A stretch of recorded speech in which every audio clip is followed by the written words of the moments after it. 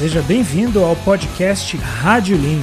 Neste programa eu trago dicas e insights sobre Lean, Six Sigma, melhoria contínua e gestão. Eu sou o Wilson Fogaça e te ajudo a ser um ninja da melhoria contínua e abrir as portas para uma carreira de alto nível. E hoje nós temos algo bem especial, certo? Escolhemos esse tema escapando de 5 armadilhas de um projeto de melhoria, porque o que nós percebemos assim dos nossos queridos e caros alunos, não é?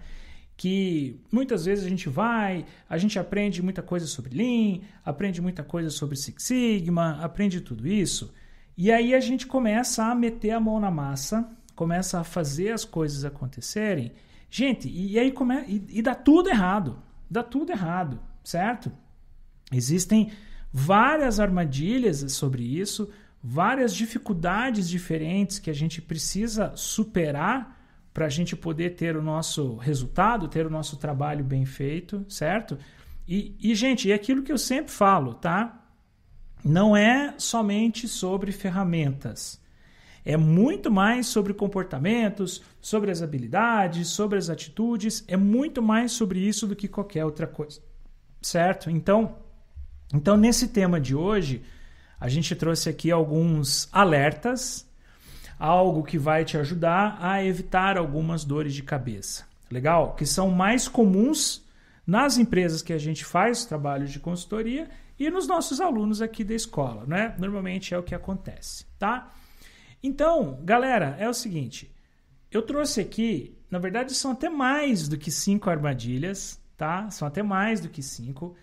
E eu estruturei elas segundo o ciclo de make de melhoria, tá bom? Então, para a galera que está chegando agora, para a galera que nunca ouviu falar em melhoria contínua, em ciclo de make de melhoria, o que é o ciclo de make composto por 5 letras, certo? A primeira fase é a fase de definição de um projeto de melhoria. A segunda fase é a etapa de medir. Então, eu vou medir os dados, vou entender o tamanho do meu problema. Depois disso, eu entro na terceira fase, que é a fase de análise, onde nós iremos buscar a causa raiz sobre o problema, aquilo que está acontecendo. Aí temos a fase do improve, que é a fase de melhoria, onde a gente coloca a mão na massa e a gente organiza os planos de ação.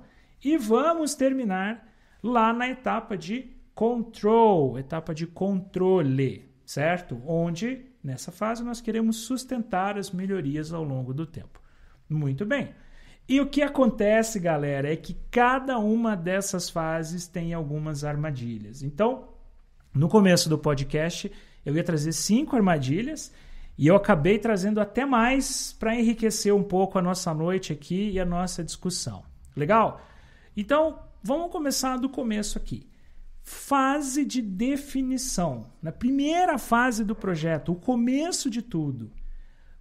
Só aqui, galera, a gente tem 3 armadilhas diferentes, tá? Só aqui a gente tem essas armadilhas. Então, pensa o seguinte, no começo de tudo, se você tiver metas e objetivos mal definidos e ambíguos, ali estarão todas as suas dores de cabeça. O começo da sua dor de cabeça vai estar ali, certo?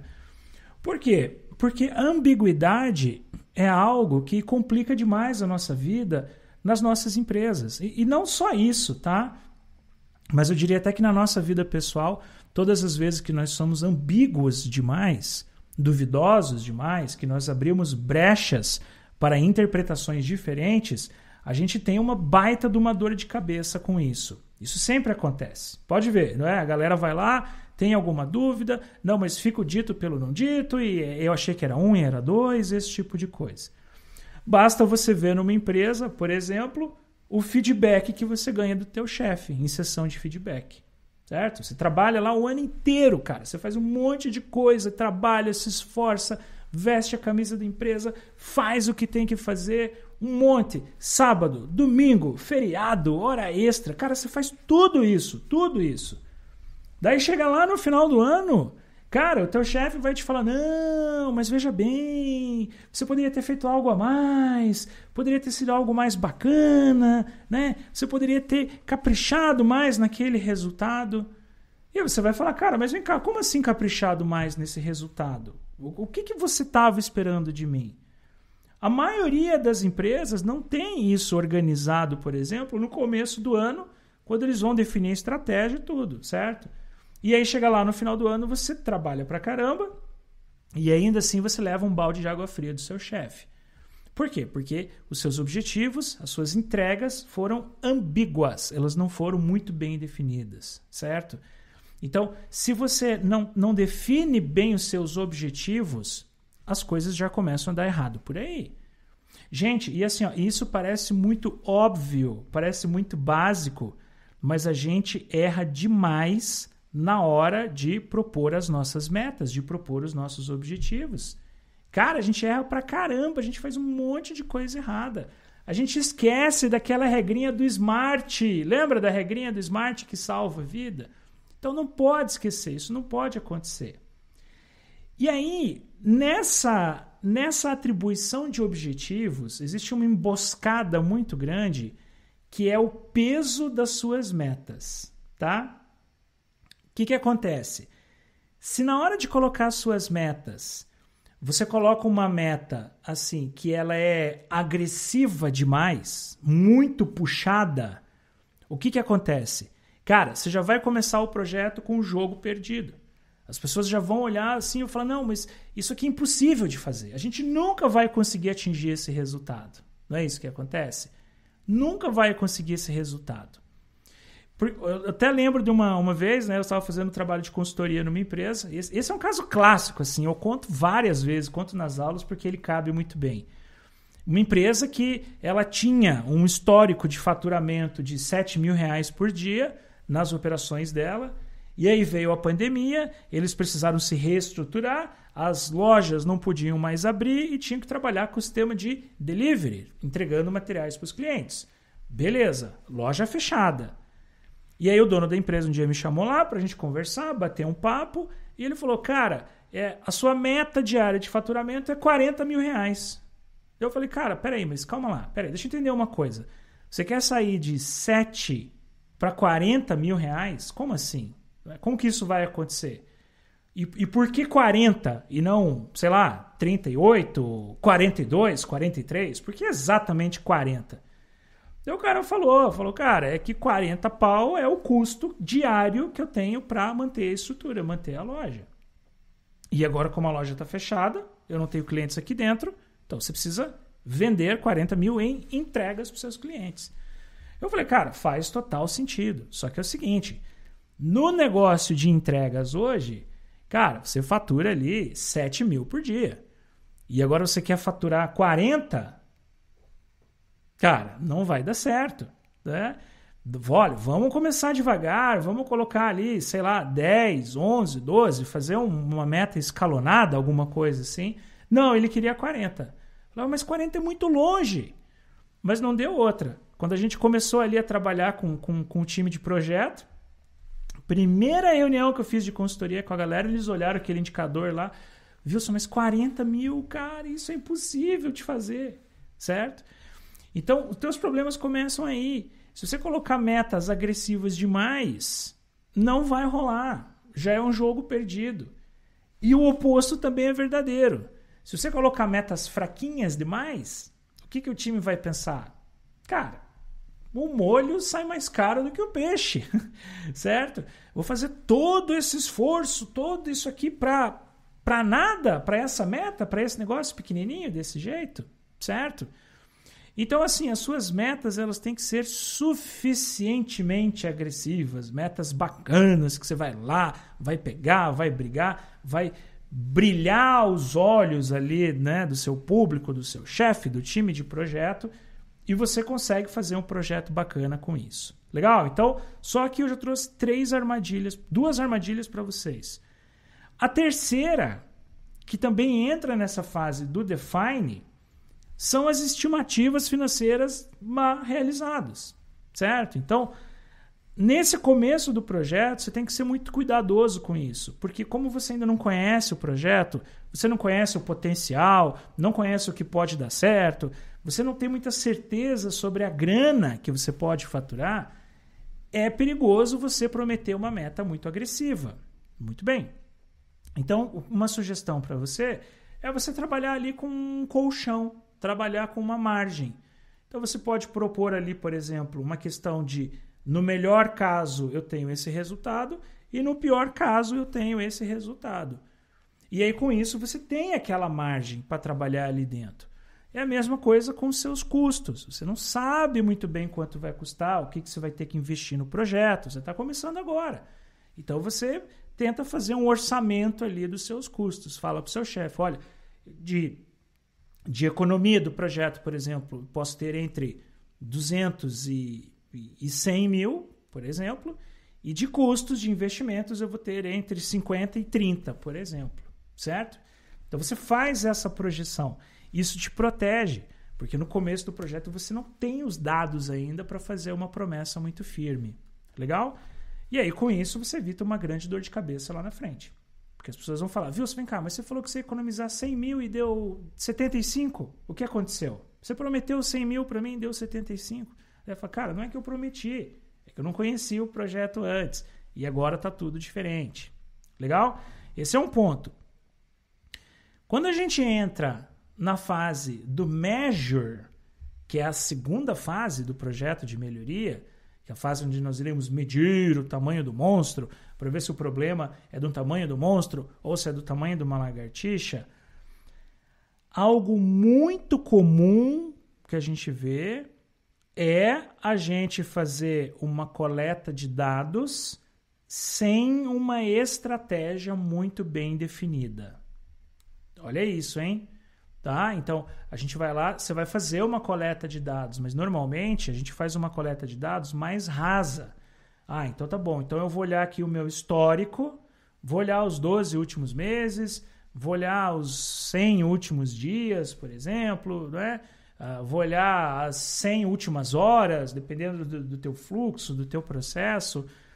E a gente pega esse histórico e coloca no nosso sistema e começa a fazer análise dos dados. Tá? Ou ainda, né, você pode pegar um cálculo de uma média, certo? Fazer um cálculo do tamanho amostral com relação à sua população de dados, por exemplo, a sua população que você quer analisar. Você vai lá e pega uma fatia, você faz um cálculo do tamanho das suas amostras. Perfeito, perfeito. Mas por trás desta seleção de dados, tem que ter uma estratégia de amostragem. E o que é essa estratégia de amostragem? Essa estratégia de amostragem é quando a gente coleta dados pensando, por exemplo, nas nossas hipóteses, certo? Então, se eu vou coletar os dados, vamos dizer assim, dos 6 últimos meses, eu estou trabalhando numa fábrica, por exemplo, certo? Quais são as hipóteses que eu tenho com relação ao que está acontecendo no meu processo? Ah, eu tenho, sei lá, um baixo volume de produção. Beleza. Você vai olhar o volume de produção todos os dias nos últimos 3 meses. Legal, mas será que não tem algo que a linha 1 pode ser diferente da linha 2? A máquina 1 não pode ser diferente da máquina 2? Ou os teus turnos de trabalho? Ah, eu tenho uma diferença no primeiro, do segundo e do terceiro turno, por exemplo. Certo? Ah, não, verdade, eu quero começar a enxergar isso aqui. Legal, mas o primeiro turno eu tenho 5 células diferentes. Ah, então eu tenho que trazer os dados históricos do segundo turno, por exemplo, e criar os extratos, que não é extrato de tomate, tá? É extrato com S, os extratos, para a gente poder descer e fazer uma análise um pouco melhor, certo? Muitas vezes o problema está escondido. Se você coletar dados aleatórios sem ter essa estratégia de amostragem, os seus problemas ficam escondidos, você não enxerga o que está acontecendo. Recentemente aconteceu isso com um dos nossos alunos. Ele falou assim, Wilson, a gente recebe o lote do fornecedor e daí nós fazemos o cálculo do tamanho do lote para fazer o cálculo da quantidade de amostras. Cara, e a gente não consegue pegar o problema. Sempre que essas amostras vão para inspeção, a gente enxerga amostras defeituosas. O que será que está acontecendo? Será que o tamanho da amostra está errado? Eu falei para ele, cara, muito provavelmente não é questão do tamanho da amostra, mas é questão do que vocês estão olhando. Eu falei, o que varia no teu processo? Quais são as fontes de variação que você tem? certo? Lote, material, fornecedor, turno, máquina. Eu falei, você tem que fazer a estratégia de amostragem para você olhar aquilo que está te incomodando, aquilo que está machucando ali para você, certo? Então, gente, não é só uma questão de sair coletando. Coletar dados é fácil, cara. Você vai lá e coleta o que você quiser. Mas quando você faz essa análise, né, você fala, cara, beleza, pensa na estratégia de amostragem, naquilo que você quer enxergar. E aí você vai conseguir enxergar os buracos da tua operação. Baseado o quê? No conhecimento do teu processo, baseado nas tuas hipóteses sobre o que pode estar acontecendo, baseado na tua viabilidade também. É viável coletar os dados? Pô, é viável ir lá na linha e ficar lá no terceiro turno de madrugada com prancheta na mão coletando os dados? Ou não? Certo? E outra armadilha dessa fase de medição também é quando a gente não respeita a ordem temporal dos eventos. Tá? Não respeita a ordem temporal. Então você pula algumas etapas do seu processo, pula alguns dias, algumas coisas, cara, e aí você tem um buraco negro naquilo lá. Por exemplo, digamos que você trabalha numa empresa de varejo. Legal. Empresa de varejo, todo mundo sabe que você vende muito nos 2 últimos dias do mês, certo? Para aquela loucura de fechamento de mês, fechamento de gate, as empresas falam, né? Cada empresa tem uma terminologia diferente. Mas, via de regra, você vai lá e vai entrar como faturamento para a tua empresa aquilo que você faturou e emitiu a nota até o último dia do mês, 11h59 da noite. Vale como meta do mês. Então, nos 2 últimos dias do mês, as empresas dão um gás para faturar um monte de coisa. Perfeito. Então, se você colocar isso num gráfico, você vê que durante o mês as suas vendas são assim e nos últimos 2 dias elas dão um pico. E aí você pega tudo isso e coloca numa base de dados e vai fazer o trabalho. O que vai acontecer? Vai dar diferença. Você vai ter uma distorção bem grande aí, certo? Por quê? Porque você teve uma anomalia temporal ali, uma sazonalidade que não acontece nos outros dias do mês, só acontece nos últimos 2 dias. E aí você traz essa variação para dentro do teu trabalho. E você já sabe que variação, pum, é o nosso inimigo, é aquilo que a gente quer eliminar do nosso processo. Certo? Então, você tem que tomar cuidado com esses eventos de ordem temporal. Tá? Sazonalidade, por exemplo. Eu trabalhei numa companhia onde, em uma determinada época do mês, nós vendíamos mais colheitadeiras e outra época do ano vendíamos mais colheitadeiras e época do ano vendíamos mais tratores. Por quê? Porque você planta e tem que colher. Então tem uma sazonalidade de produtos. E eu era um dos responsáveis por fazer o cálculo de abastecimento de peças, de distribuição de logística para todo o Brasil. Então a gente tinha que entender muito bem a sazonalidade, o que acontecia. Então quando você não respeita essa ordem sazonal, cara, você traz um monte de dor de cabeças para o seu processo. Legal? É uma armadilha assim bem grave, tá bom? O que mais que a gente tem aqui? Estou olhando aqui o meu roteirinho. Uma dica sobre isso também, que eu dou muito nas minhas aulas para os alunos, tá? Quando a gente está usando o Minitab, você sabe o que acontece, galera? A gente começa a usar o Minitab, aí a gente fica mega entusiasmado, né? Nossa, o Minitab é massa, a gente faz várias coisas, faz isso, faz aquilo. E aí, às vezes, as análises que nós fazemos no Minitab, elas são inconclusivas, certo? Você vai lá, roda lá um MSA, roda uma carta de controle, por exemplo, faz as tuas análises e elas são inconclusivas. Você olha aquela maçaroca, você faz uma interpretação, só que eles não te dizem o que está acontecendo. Então, o que a gente precisa entender é que um dos grandes atributos de um Belt 6 Sigma é você conseguir casar as suas ferramentas, casar a informação. Então você usa uma série de ferramentas, uma série de gráficos, uma série de aspectos importantes, você casa todos eles na sua análise, como se você estivesse montando um Lego, por exemplo. Uma peça solta não me serve muita coisa, mas com várias peças eu vou lá e monto um carrinho. E quando a gente está no Minitab fazendo essas análises, é importante fazer isso. Então o que eu falo para os alunos, você está olhando um gráfico principal, está fazendo uma análise aqui, Cara, se você ficou na dúvida ou você precisa comprovar um pouco melhor, cara, você vai lá e coloca um outro gráfico do lado dele, lado a lado, na mesma tela. E aí você fica olhando os dois ali, ó, e eles vão te dando resultado, você vai fazendo as correlações. Então, por exemplo, se você faz uma carta de controle, tá? Para dados contínuos, ou seja, números, legal? Você vai usar uma carta de observações individuais ou você vai usar uma carta de observações agrupadas em subgrupos, que é o mais legal, certo? Você vai enxergar melhor as coisas em subgrupos. Cara, a dica matadora, é simples, mas é matadora. Faça a carta de controle para dados organizados em subgrupos e coloca um box plot do lado. E aí o box plot vai te mostrar o que está acontecendo. Ele tem que conversar com a carta. Se você ficar naquela dúvida, olha, o que é melhor? Aonde que está a maior fonte de variação? Dentro ou entre os subgrupos? Mete o box plot, mete a carta de controle e você vai ter o resultado.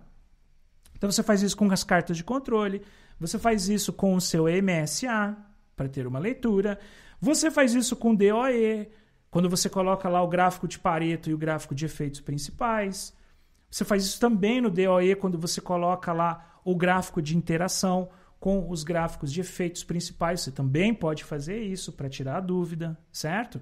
Então, é uma prática saudável você fazer isso. Lá no seu Minitab, quando você vai fazer análise de dados. Pô, coloca um do lado do outro, cara. Tira a dúvida, não fica com a dúvida. Um belt sem sigma não pode ficar com a dúvida, certo? Então, essa é uma grande armadilha da fase de medição. É você não conseguir traduzir os seus dados em informações úteis. Que são coisas diferentes, certo? Dados são uma coisa. Informações, outra coisa. Totalmente diferente. Beleza? Maravilha. Fase do Analyze. O que pode acontecer lá na nossa fase do Analyze? Beleza? Olha só, galera.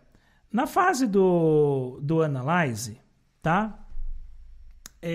Existem várias coisas que podem dar errado, mas eu não quero entrar aqui naquela discussão que a sua análise de causa raiz pode estar errada, certo? Porque isso aí a gente fala nas aulas, você tem um monte de ferramentas para isso e tudo, certo? É o básico dessa terceira fase do seu projeto.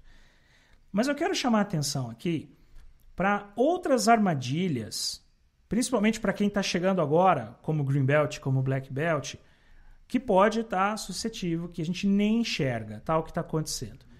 Primeira delas, você ser um Belt 6 Sigma, Green Belt ou Black Belt e ficar trancado demais em uma sala de reunião, ou na tua sala, ou mergulhado demais só nas suas análises, certo? Então, você fica tão paranoico para fazer as suas análises, tão paranoico para fazer e Minitab, e isso, e aquilo, e várias coisas que acontecem.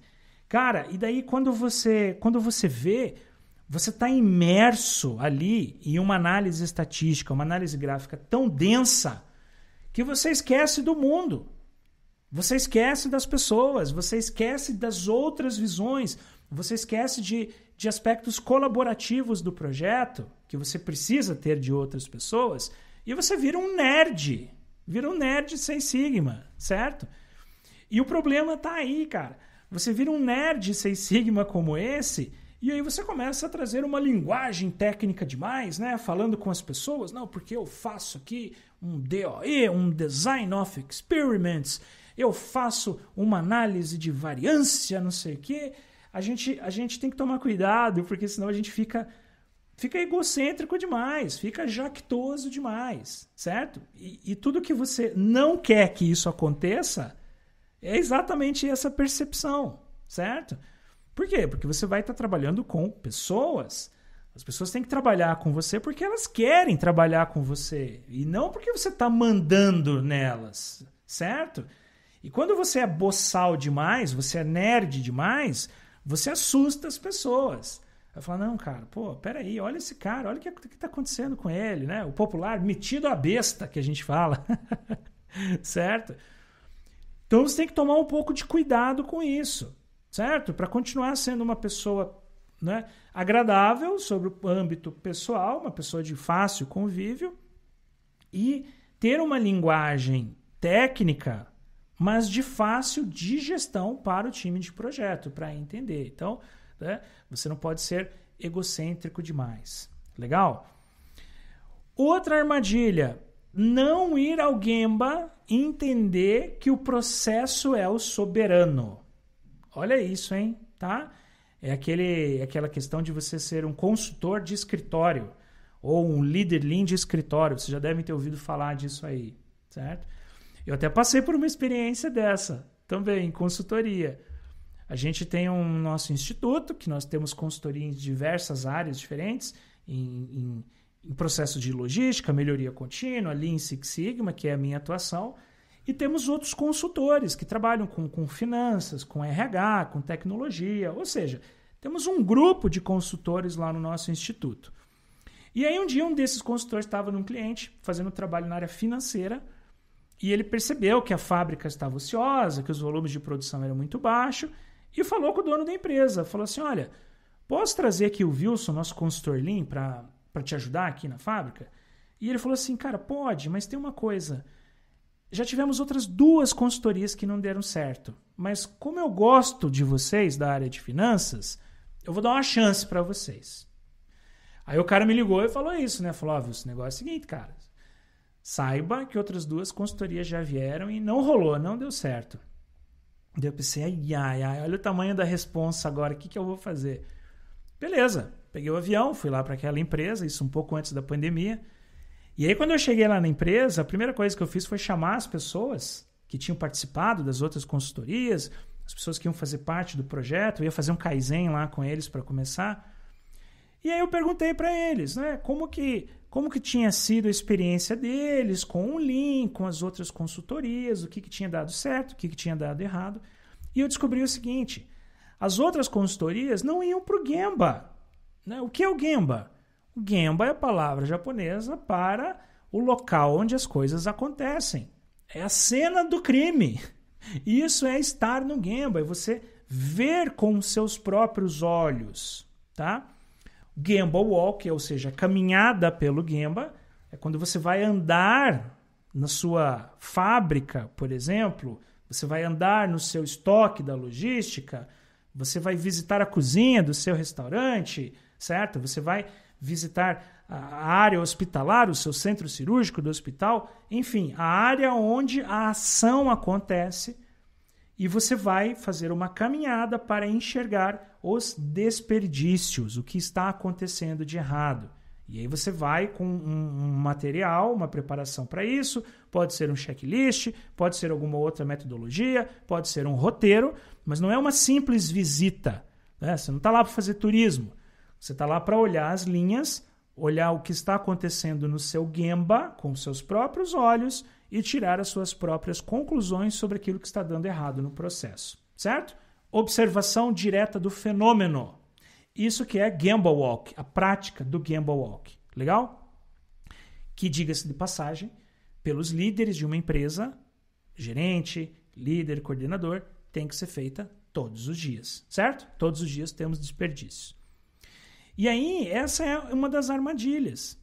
Quando eu falei com a empresa, né, sobre isso e descobri que eles só ficavam na sala, primeira coisa que eu falei para eles, falei, tá bom, vamos lá na linha ver o que está acontecendo.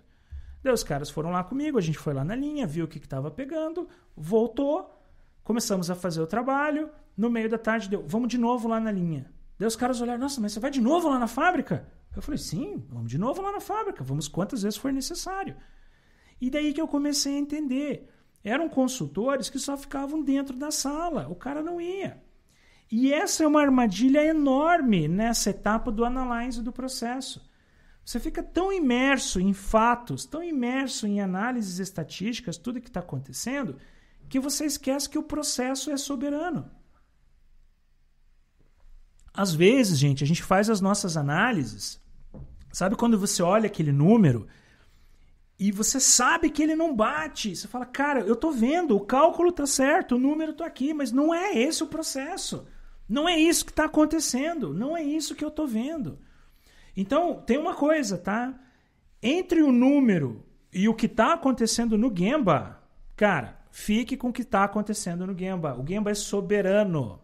O Gemba é soberano na tua análise, na tua decisão.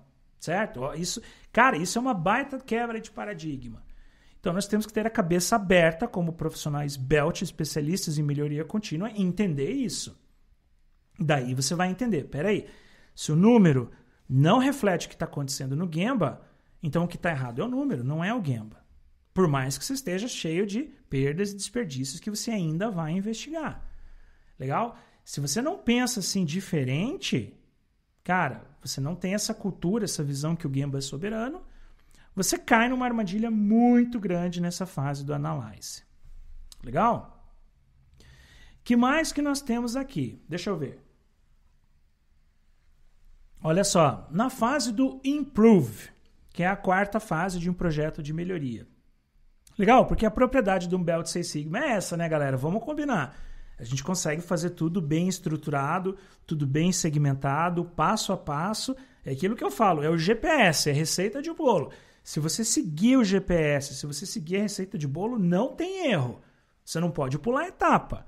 Né? Eu vejo a galera com um projeto que não dá certo, pô, o cara já pula do Measure direto pro Improve. Ah, eu já achei a causa raiz. Não, peraí, cara, cadê a análise? Cadê a etapa do Analyze? Então, não pule etapas. Na fase do Improve, o que dá muito errado é a questão da execução das ações, tá? Porque o que acontece? Nós brasileiros somos super disciplinados, né? O brasileiro não é isso? Bem disciplinado, tem uma rotina bacana. Quando a gente faz o 5S, que a gente vê. Quem já tentou fazer o 5S na empresa sabe o que eu estou falando. Ah, não deu certo. As pessoas falam, não pegou o 5S. Não pegou, é ótimo, né?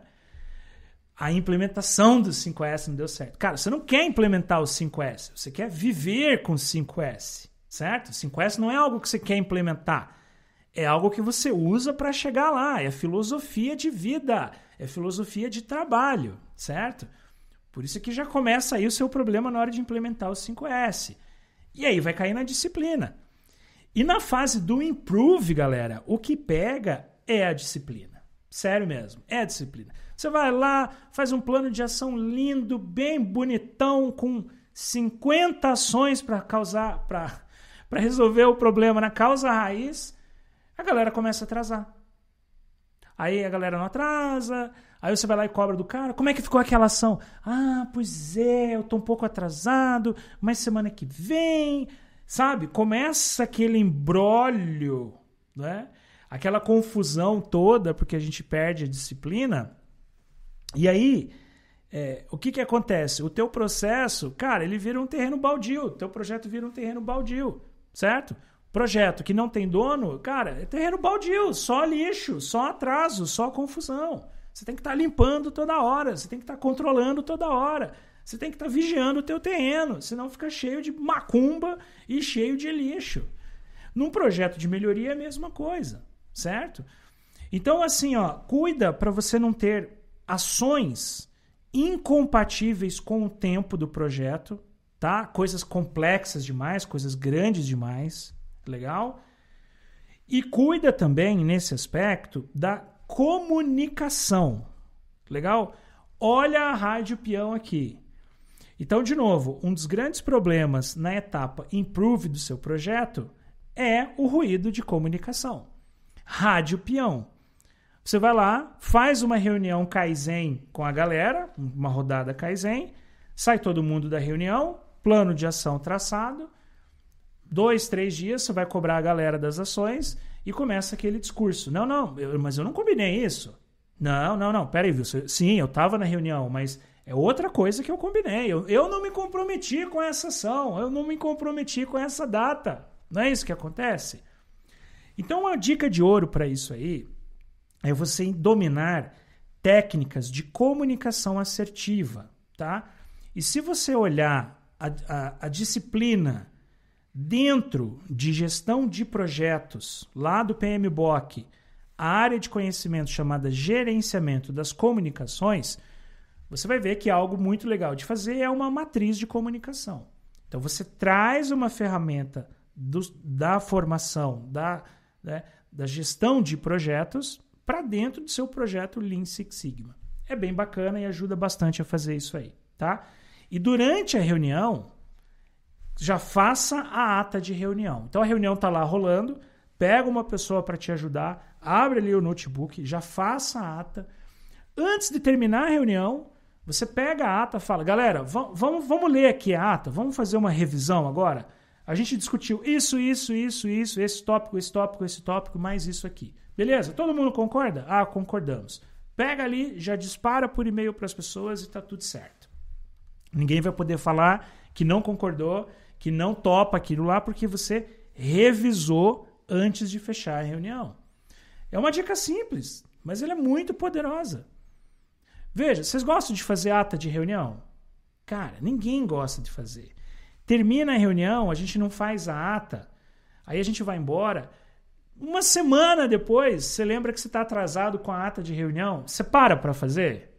Não para, ninguém para fazer, cara. Você vai fazer outra coisa, você já está consumido ali pelo trabalho, certo? Então, quando você faz a ata de reunião durante a reunião Kaizen e já manda para a galera, olha a dor de cabeça que você evita, certo? Isso chama-se ruído de comunicação. Então, você não tem mais a rádio peão aí no negócio, certo? Ah, não, Wilson, espera aí, eu entendi na reunião que o indicador era 12%. Não, cara, não é. Tá aqui, tá na ata, cara, é 11%, tá errado, certo? Contra fatos e dados não há argumentos. Não é isso? Já diz o ditado. Legal?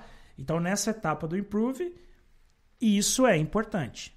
Legal? Fugir dessa armadilha.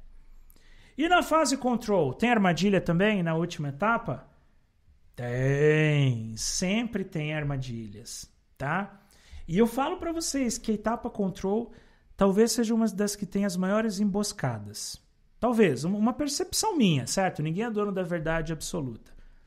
Sabe por quê? Porque nessa fase de controle, a gente... Primeiro que você já está cansado do projeto, tá? Dependendo do projeto que você fez, você já está ali há 3, 4 meses, 1 ano, às vezes, fazendo seu projeto, 6 meses, 5 meses, você já chega cansado. Segundo, porque o teu chefe, às vezes, já está na tua cola para você fazer outro projeto. Tem que começar, vamos, tem que começar outro projeto aí. Se nem terminou aquele, o cara já está te botando pilha para você começar outro, certo? Empresas ansiosas demais. E aí, com isso, a gente começa a menosprezar essa etapa de controle. A gente não capricha na documentação, a gente não capricha no treinamento, a gente não capricha na padronização. Pô, e quem faz padronização sabe que é um trabalho braçal gigante, cara. Você tem que construir um monte de coisa nessa fase, certo? E aí, né, o que acontece? A gente faz isso mal feito. Beleza, isso é algo assim que... Eu diria que nem é uma armadilha, mas é algo que acontece em 8 em 10 projetos, tá? Esses 3 pontos que eu trouxe para vocês. Uma armadilha aqui que tem é quando a gente não usa uma ferramenta chamada de OCAP, tá? Escreve-se OCAP, O-C-A-P, que quer dizer Out of Control Action Plan, certo? Plano de ação para eventos fora de controle. É o plano B. O que acontece? Você está monitorando o teu resultado. De repente caiu o indicador, deu um problema. O que você vai fazer? Você vai correr para resolver esse cara, beleza, para estabilizar de novo o teu indicador, para você sustentar o ganho ao longo do tempo. Só que essa ferramenta, o OCAP, ele vai te permitir fazer uma leitura antecipada daquilo que pode acontecer, como se fosse um FMEA, por exemplo. Ele é similar a FMEA, a mesma linha de raciocínio, mas ele tem uma aplicabilidade diferente. O FMEA você vai usar no Improve. O OCAP você vai usar na fase do Control. E aí ele tem um plano para isso. Olha, então se acontecer isso aqui, se a gente tiver esse problema, é essa contingência que eu vou fazer. Essa é a ação rápida. E ele já vai disparar de novo o ciclo PDCA para que aquele problema não volte a acontecer.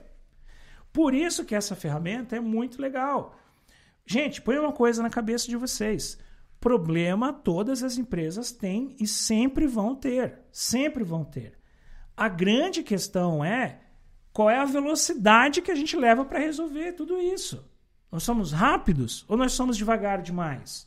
É isso que o OCAP vai fazer por você. Ele vai te ajudar a ser rápido na solução, rápido na identificação dos seus desvios e vai te orientar para fazer a correção a toque de caixa. Legal? Então, use essa ferramenta, tá? Hashtag fica a dica. E outra armadilha da etapa do control é você não conseguir controlar as coisas porque você não amarrou com a prática do gerenciamento diário, certo? Lembrando que gerenciamento diário é um dos 3 pilares para a melhoria contínua, certo? Gerenciamento diário, estabilidade básica e filosofia Kaizen, o verdadeiro Kaizen. Sem esses 3 elementos, você não faz melhoria contínua. Então, você tem que pegar os resultados do seu projeto, aquilo que você está olhando, e vincular com a prática do gerenciamento diário, que vem lá do Lean Thinking. E daí, quando você faz isso, galera, você tem certeza que aqueles números que são importantes estão todos os dias sobre a tua supervisão. Todos os dias você está olhando aquele número.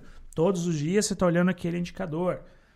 Mas a gente não quer ter 30 indicadores também, certo?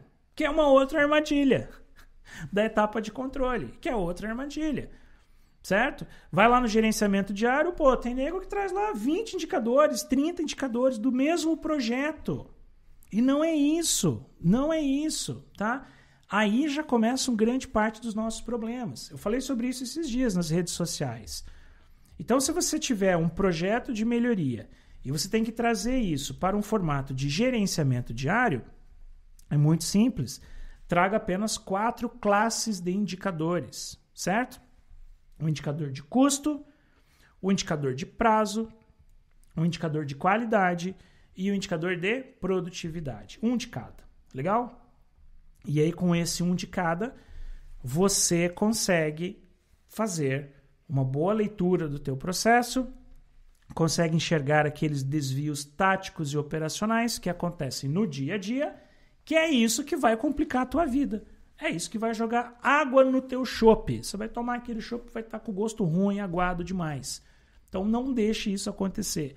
Traga os indicadores certos para o teu gerenciamento diário e seja feliz. Dispare a melhoria contínua a partir deles. Beleza? Então, olha só.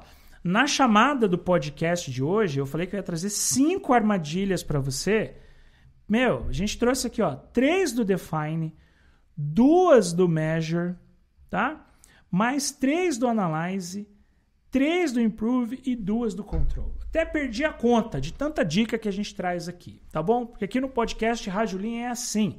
A gente traz conteúdo raiz para você e discutimos estratégias para você ser um ninja da melhoria contínua e, com isso, abrir as portas para uma carreira de alto nível. Beleza? Queria super agradecer a galera que está aqui com a gente, na nossa audiência, e vejo você no próximo podcast. Legal? Um beijo na bochecha das meninas e um abraço caloroso para os garotos. Combinado? Até mais, gente. Um abraço. Tchau, tchau. Seja bem-vindo ao podcast Rádio Lean. Neste programa eu trago dicas e insights sobre Lean, Six Sigma, melhoria contínua e gestão. Eu sou o Wilson Fogaça e te ajudo a ser um ninja da melhoria contínua e abrir as portas para uma carreira de alto nível.